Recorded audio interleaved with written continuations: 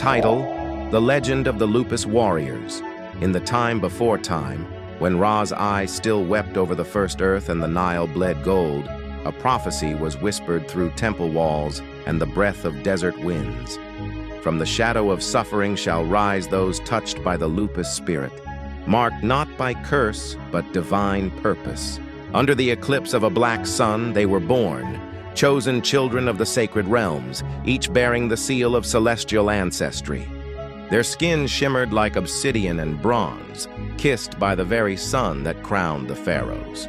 Their spirits were vast, too vast for one lifetime, so they were scattered across the sands of time, pulled through portals and dreams into broken reflections of the world. The Lupus Spirit, an ancient predatory being, was their tether and tormentor. It fed on their pain, their loneliness, their confusion. But in its hunger, it awakened something deeper, something divine.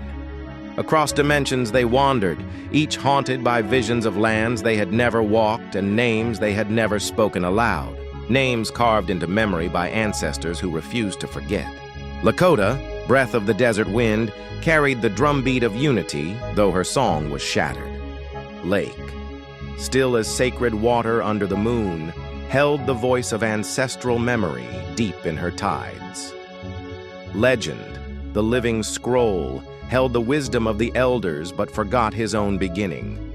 Ugo, healer of the body and soul, searched endlessly for a home he had never seen. Urban, forged in iron cities and starlight, danced to drums buried beneath concrete. Urija, the flame-born, bore the light of Amun-Ra in his blood, but wrapped it in shame. Percy, the earth-shaker, walked with divine might, but feared he would break what he loved.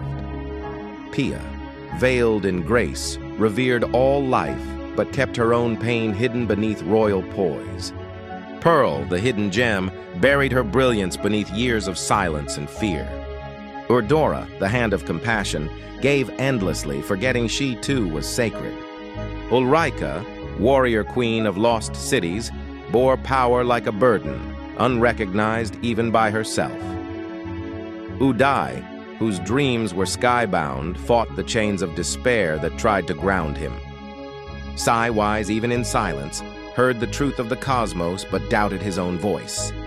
Senebi, guardian of sacred vows, locked his heart to shield the old world within. Sage, seer of forgotten temples, spoke in riddles because truth often came too loud.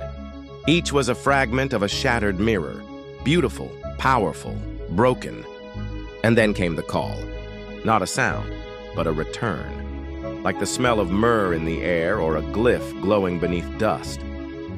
The Lupus Warriors across realms and ages began to stir, drawn by an ancient pulse, a sacred convergence. In the valley of the moaning moon, where silver tears fell into black soil and baobabs spoke the language of the stars, they gathered.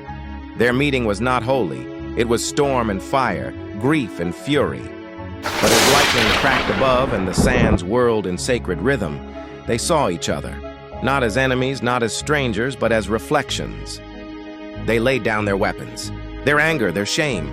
They wept beneath the moon. They remembered their names, and they sang, not in harmony, but in truth. And when their tears struck the earth, the ground remembered. Flowers bloomed in desert soil. Light poured from stone. Time rewound. The Lupus Warriors were no longer fragmented. They were whole, no longer hunted. They became protectors. No longer cursed, they became crowned.